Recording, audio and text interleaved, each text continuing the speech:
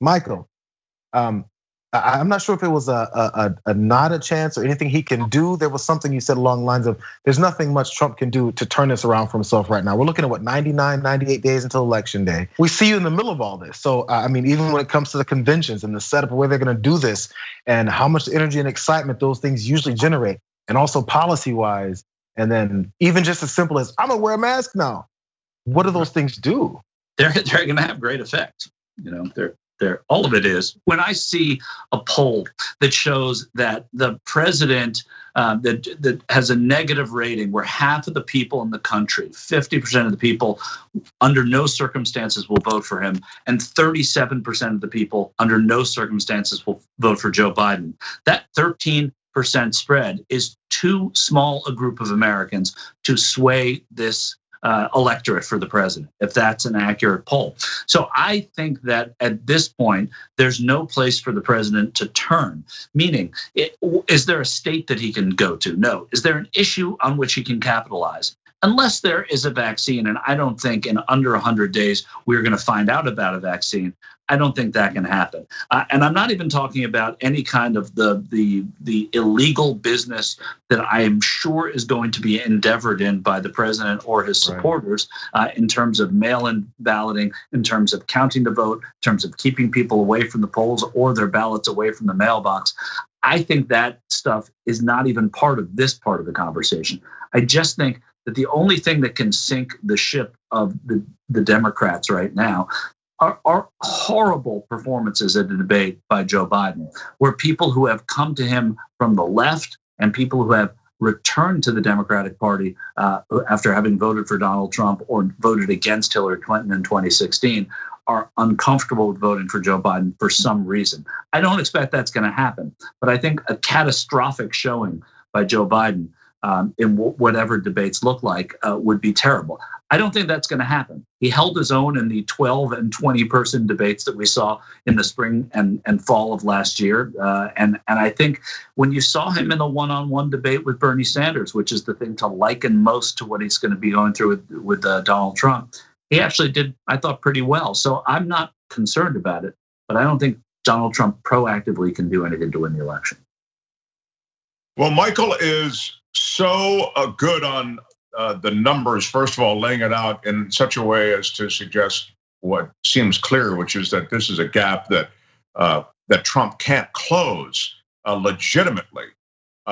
The people's voice in this country has always been suppressed since the very beginning, right? There's never really a vote that reflects the will and the voice of the people. And when we come close to votes that have reflected the will and voice of the people, we find ways around them. Supreme Court in the case of Gore, and I think that you're going to see that same kind of thing attempted on a grander scale in this election. So I guess what I'm getting at is, if the voice of the people, unfiltered, was sort of to reflect those numbers that Michael has just described, I think it's clear that Trump can pretty much pack his bags, grab the last couple of things that he's done as a grifter to take from the U.S. Treasury, all that he was able to loot, and get out of there. But I think that you're going to see a reduction in polling places as a result of COVID-19. I think you're going to see COVID-19 used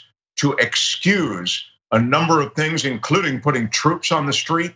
All the things that were they're so clunkily old school in the way, if you'll pardon the expression in this case, in the way that vote has been suppressed. I mean, everything from suppressing turnout to reducing the number of polling places so that there's almost a de facto reduction in turnout because no one wants to wait 4 hours to vote.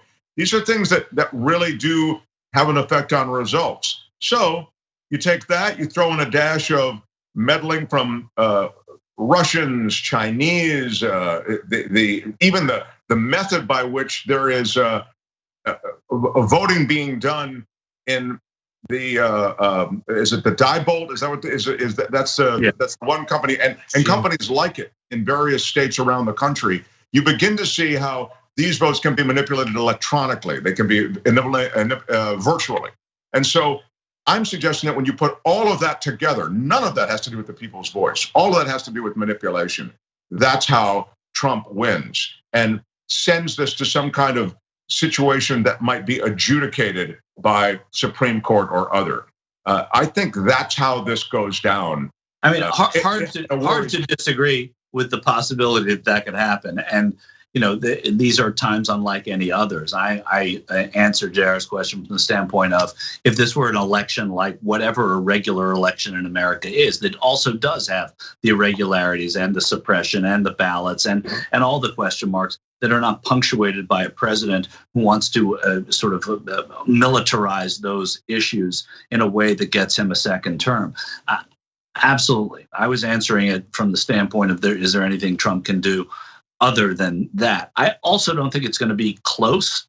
So I don't think it's going to be as much of a Bush v. Gore situation this time, because I think that the deficit will be overwhelming for Trump in that case. And so I don't think it'll be as easy to make an argument. But again, we're not going to even know how close it is for maybe days or weeks until after we all vote in November, because of the fact that so many ballots are going to come in. They're still counting ballots in New York State from 4 weeks ago when they had a primary there. So you run into those situations, but it doesn't look good, and it doesn't look good for the Senate, and it doesn't for Republicans. I think that you're going to see a lack of coattails, and I think you're going to see a president who brings down his party. And when that happens, you're going to have Republicans in Congress who are not as apt to go along with Donald Trump, because they see that his brand is off at that point. Yeah, it's what I wonder, because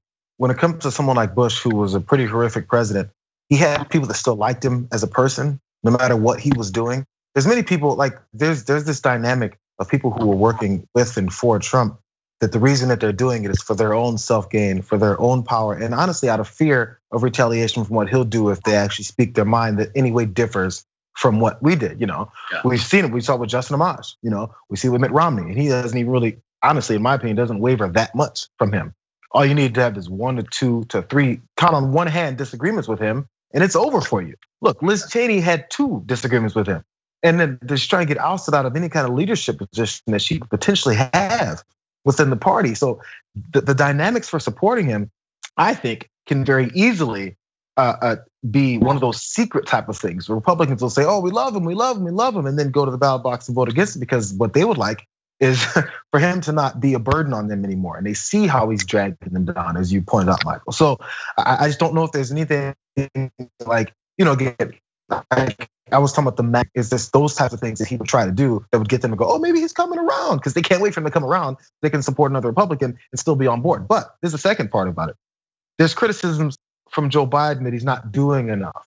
And this is where the Trump campaign, I think, is pushing some things. They're saying, look, he's just sitting in the basement, not doing anything. And honestly, under normal circumstances, with a normal person trying to run against, it may be harmful to not say or do as much, or get out there every day and have your face and opinion about everything that happens. But in this case, he's a self-destructive maniac. So, let him go ahead and shoot himself in the foot. Yeah, they say, whatever you're doing, keep doing it, it's working. Well, whatever you're not doing, keep not doing it, because it's working. And I think that's the case in this unusual election. It's not going to be the case all the way till the end. Appearances are going to be made. There's going to be a greater concentration. The ticket will be formed, I would say, in the next week or so. You're going to have a vice presidential running mate.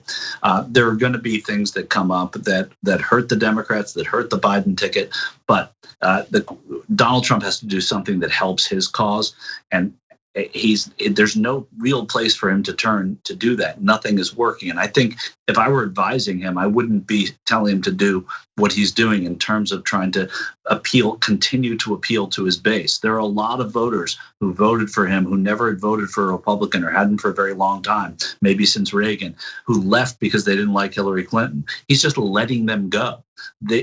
Holding on to them, you would think, would be important, and doing these extreme measures on race and on policing. That's not where the country is right now. And I would say you have to get some of those middle of the road voters back. His base can't wait to vote for him. 38% are gonna vote for him no matter what. And he's got to work the middle, and he's not doing it at all. And not even just the middle, just the sort of the people that were with him already, and try and appeal to those again. All right, thanks for watching this free clip of Old School. Don't forget to become a TYT member today for the rest of the show And for more exclusive content throughout the network, join now at tyt.com/join.